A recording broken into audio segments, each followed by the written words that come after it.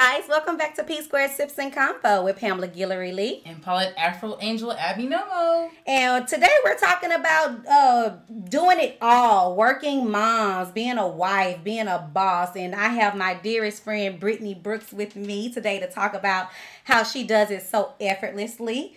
She comes from Alabama. She was born and raised in a little small town called Burkesville, Alabama. She's a graduate of Tuskegee University. She is a boss. She is a wife and a mother of two gorgeous little girls.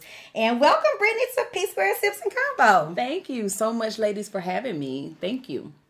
All right, so we're just going to talk about what she does. She is a occupational therapist. So tell us a little bit about occupational therapy for those who don't know what it is, right, or who want to go into the profession. Absolutely. So occupational therapy, to me, I think is a hidden gem when it comes to the world of medical professions.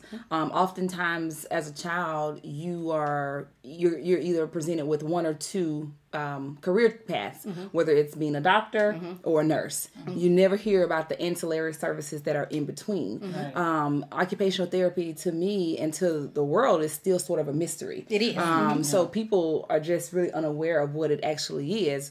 Oftentimes, more than none, we have patients who will say, I have a job already. I don't need this. I only want to walk, or I only want to do physical therapy, because that's what everyone hears, right, is physical therapy, and the ability to walk. And I think a running joke between myself and my colleagues is that you may be walking, but you look very disheveled when you're doing it, because you have to relearn how to brush your hair or brush your teeth or put your clothes on.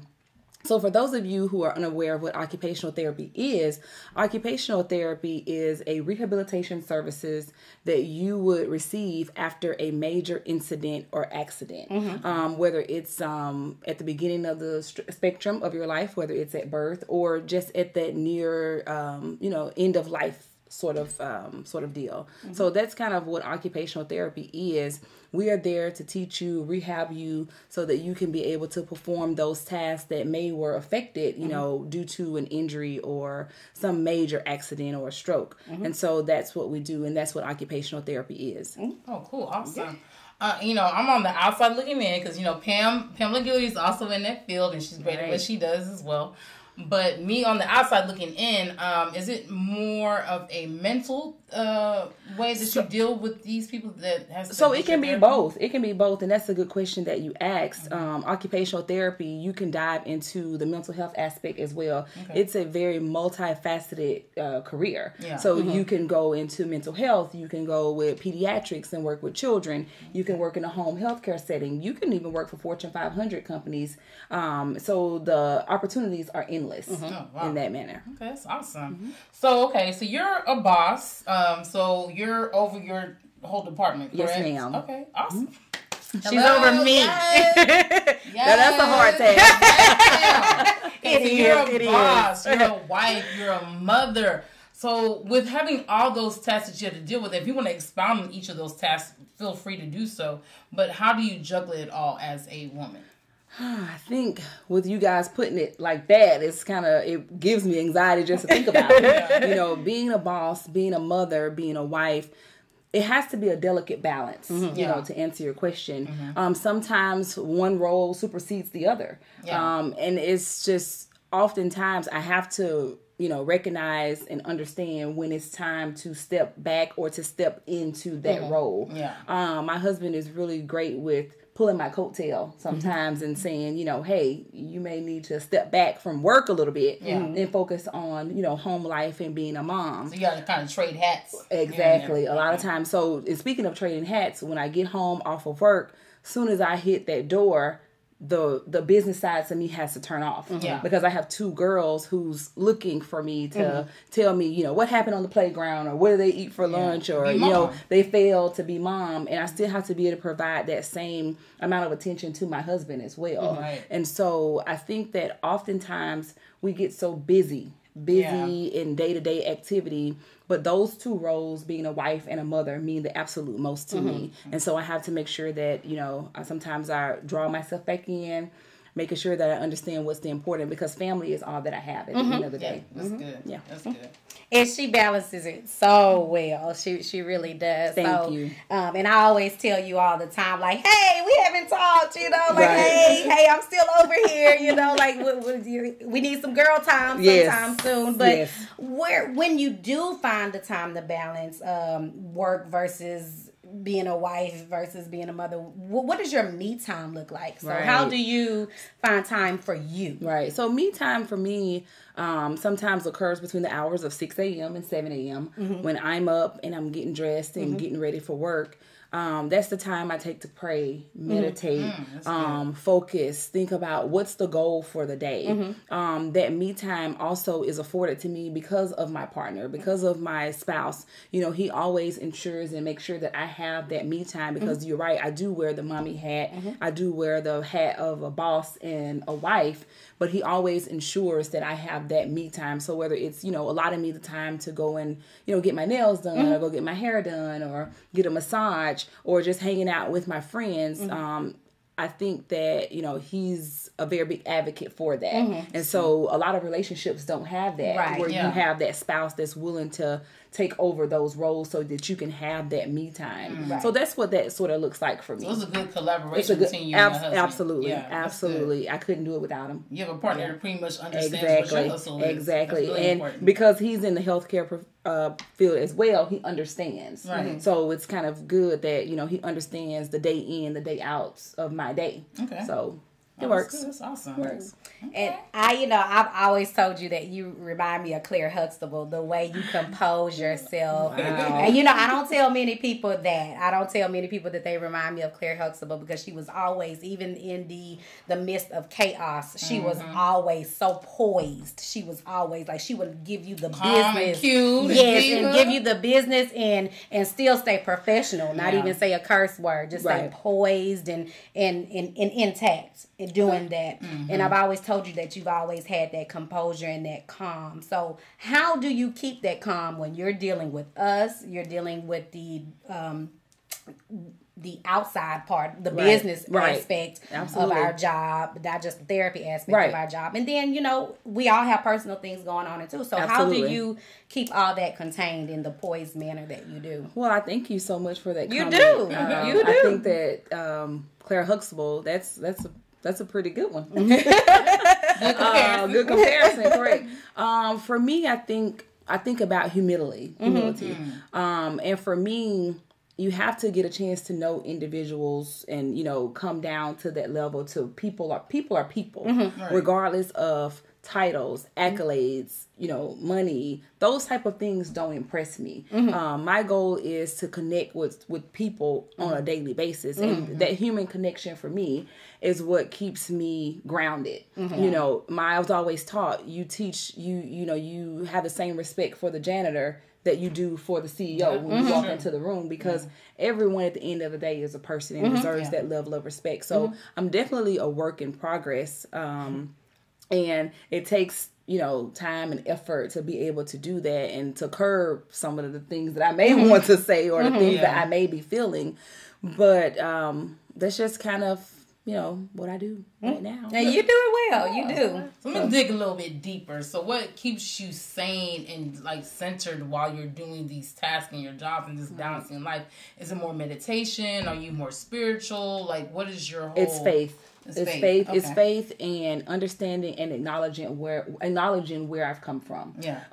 If you don't acknowledge where you come from, how can you appreciate where you're going or the growth that that you're looking for? Yeah. So for me, understanding, Pamela talked a little bit earlier about me being from, a small town in Alabama. I mean, when I say a small town, I mean a very small town that's probably not even on the map. I'm talking about, no street lights, no corner stores. This is where I grew up. So my foundation to me is important. And so I keep that with me at all costs, because at the end of the day, I am who I am because of my upbringing. Yeah. Okay. With you being an occupational therapist, was that always in mind of what you wanted to do as far as your career, or did you have any other aspirations? And did people, as you were growing up, from what you're telling me, did you have a lot of people discourage you when you escalating up to where you want to be? No, absolutely. So actually, when I was younger, I aspired to be a pediatrician, believe it or not. And as I got older and I realized and recognized, do I really want to be with kids every day, all day, and then go home and be with my kids? Yeah. And so how I kind of dove into occupational therapy is a bit of a story.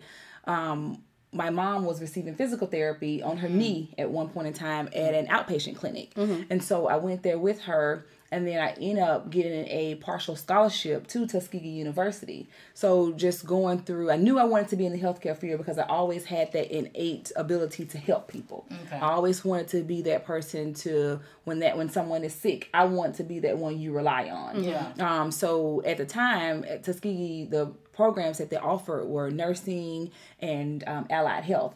Occupational therapy kind of jumped out because it has similarities of physical therapy, and not to mention it was a master's program, which only took 5 years. So I was thinking, well, wow, I can attain a master's degree in 5 years and still fulfill my dream of, helping people. That's what I wanted to do. So that's how I kind of, dove into occupational therapy. And the family support system, for me, my family support system was absolutely amazing. That's good. My mom had me at a very young age, about the age of about 16. So she raised me. It was sort of like a village that raised me. My grandparents, my uncles, my aunts, they all had a hand. So I'm kind of like everybody's child, their neighborhood child. So, those type of things is very important to me. It's just family and being grounded in that. Oh, cool. Awesome. That's good to know. All right. So you are a director of rehab. Yes. Do you feel that you had to prove holding that title as a Black woman in charge? 'Cause I know it's difficult for us as colored people. Some people might undermine your authority, and some people might think your authority may be too much because you're a Black woman. So can you expound more on that? Pamela and I actually had a conversation about this last week sometime. And actually, for me, I've been afforded the opportunity where I haven't had to have that stereotypical, feeling of that sometimes, and it does happen in corporate America, but I've never had to experience that. I think that I've been blessed and fortunate enough to be in organizations who promote diversity, who help cultivate and grow their therapists, cultivate me as a leader. I've had great role models. I've had great executive directors and great team members who've helped build me up along the way. Now, what I can say is that in the field of occupational therapy, as Pam knows, and therapy in general, the absence of African Americans, is very high. We're definitely a minority. I most definitely can be at a conference or, on some type of meeting or anything like that, and I am a minority where I walk into a room where there could be, 100 directors of rehab, and it's probably only 2 or 3. Right. So that's definitely true, that there is a lack of diversity in therapy in general. Okay. Wow. Okay.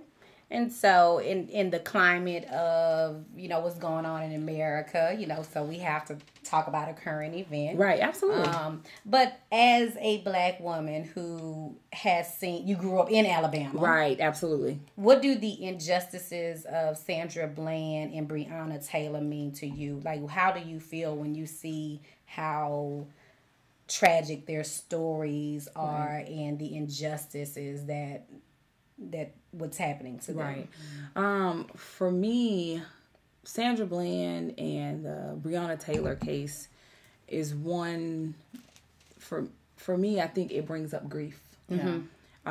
Grief as a mother, because I could only imagine my mom receiving a phone call that happened to me, or that happened to my girls. And it's really insane that in 2020 that we still somehow have to exclaim to the world that Black lives matter. You talk about my upbringing from being from Alabama. So of course, my whole childhood was inundated in, learning about who I am as a culture, appreciating the Black culture, appreciating, where I come from. So we've come far from slavery and Jim Crow and civil rights, but here we are in 2020, and we're still now facing something different. The plight is just the same. Yes, it is. And so it kind of makes you wonder, what do we do differently? Right. What do we do differently? We, you see Black Lives Matters plastered over, the universe right now. Right. But who will change the narrative? Right. Exactly. How do we change the narrative? Right. And I think that's kind of where we are today. Honestly, thinking and, watching the news every day. And I think that America has come to grips with there is a real problem in America with social injustices. Yes, exactly. I think that all of these things came about in the perfect timing. We're in the midst of a pandemic. The death of George Floyd, in the midst of a pandemic when everyone was at home and, not in the daily hustle and bustle of life. You had no choice but to look. Yes. You had no choice because it was all over TV. So what we watched was a modern day lynching on national TV. So you couldn't turn your cheek to that one. Right. So that sparked change. Right. So I'm hopeful that change will happen, but we definitely have a long ways to go. We do have a long ways to go. And just to praise my Black woman, Pam, she's my best friend. I'm so proud of where she's come from and what she's been doing, and especially being an influence to her own daughter, and especially you, Brittany, too, as well, being the head director over your department of what you do as far as occupational speech therapy. So what are ways that y'all are giving back, whether it's to your children or to the community? How are y'all doing that? Because people need to see this, in my opinion. Right. We can't just be girls just clapping our booties in videos. There you go. On Instagram. I'm not judging, but no. These are women who actually enjoy what they're doing, and I think that as Black women, we need to kind of explore more other different type of occupational careers that we can get into as Black women, and these are great examples right here. So how are y'all giving back? What would y'all like to see as far as giving back, as far as Black women in your professions that you do? Right. Pam, you can answer this too as well. I just think that different careers need to be highlighted because, like Brittany said, when you're younger, you're presented with, do you want to be a doctor or a nurse or a lawyer or a cop or a firefighter? People don't know about the ancillary or the allied health professions, and also I didn't know about speech therapy until after high school. I didn't know it existed because I never needed a speech therapist. And I got into the field and I loved it. But as well, I like to give back to, and this is just my personal story, I like to give back because I want people to know that you need to follow your passion too. Right. Yeah. So definitely find a career that you love, that you're passionate about. Do something that you don't mind doing for free and take it from there, because at times we're so raised and groomed to go to college, get a degree. Absolutely. And then now that's not the path of everyone. Then that's not the path of everybody. That's not the path of everyone. Yeah, but definitely find something that you're passionate about. Find something that you love doing and hone in on those skills. And that's how I want to give back. And that's what I tell my daughter. I mean, if she doesn't want to go to college, she doesn't have to. Absolutely. But she's definitely a great writer. She loves to cook. Right. So hone in on those skills. There you go. And go into that path, and you'll love it, and you won't regret any career choices. Right. And you'll never work a day in your life if you do what you love. Right. Right. It won't feel like work because you're doing what you love. Right. And those type of things that you talked about, those can be lucrative. Of course. You don't have to go to college, but college for me was an experience, and going to a historically Black college and university definitely cultivated me and groomed me to who I am today. Just for that appreciation, just for the university, for the people, just to make sure I have my whole life to be diverse and to be around, other people. But in that moment and in that time, I needed that. Right. And so I wouldn't trade that experience for the world. And to answer your question about how to give back, I've been thinking about this, and I've actually talked to my boss about this. I want to start a program within our facility where we reach back to those historically Black colleges and universities, where we are bringing those students, to our facility, because we have a lot of therapists, I employ a lot of therapists who are diverse in culture and ethnicities. And so I want to be able to highlight those different universities, but pull back, grab some of those, who may not have those opportunities at a facility, that's a state-of-the-art facility like ours. To do so, we're there. We have the platform, so we just need to utilize it to reach back and grab them. That's awesome. So and I would love to spearhead that. Right, absolutely. I just want to go on the record and say I would love to spearhead that. As another HBCU grad as well, I think that you would appreciate, just the thought process behind all of it. And so I most definitely would want to do that. And so that's a goal that I have set for 2020, to get that initiative going for 2021. That's awesome, Brittany. Awesome. Thank you so much, Brittany. We learned so much about you. Wonderful to see a beautiful Black woman handling her business and doing her thing. Thank you, Pamela, for inviting her on the show. This has been really awesome.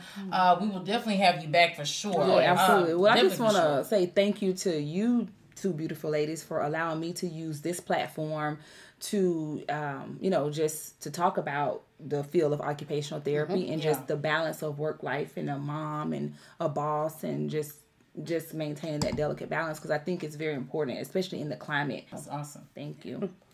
And like Paulette said, thank you so much for coming to P Squared Sips&Convo. And as always, please subscribe, hit the subscription button, the like button. What else button, friends? Share it. You're going to share it. Share it with your friends. Share it with your enemies. I don't care. Just share it and hit subscribe. But thank you so much for tuning in to P Squared Sips&Convo. You can email us at psquaredsipsandconvo@gmail.com if you have any questions, if you have any concerns, if you have any topics that you would like us to discuss, if you know somebody that's doing something in the community or around Houston, or they have their own company, please email us at psquaredsipsandconvo@gmail.com. And we are tuning out. Thank you so much for tuning in. Cheers, you ladies. Cheers. Clang, clang, clang, clang.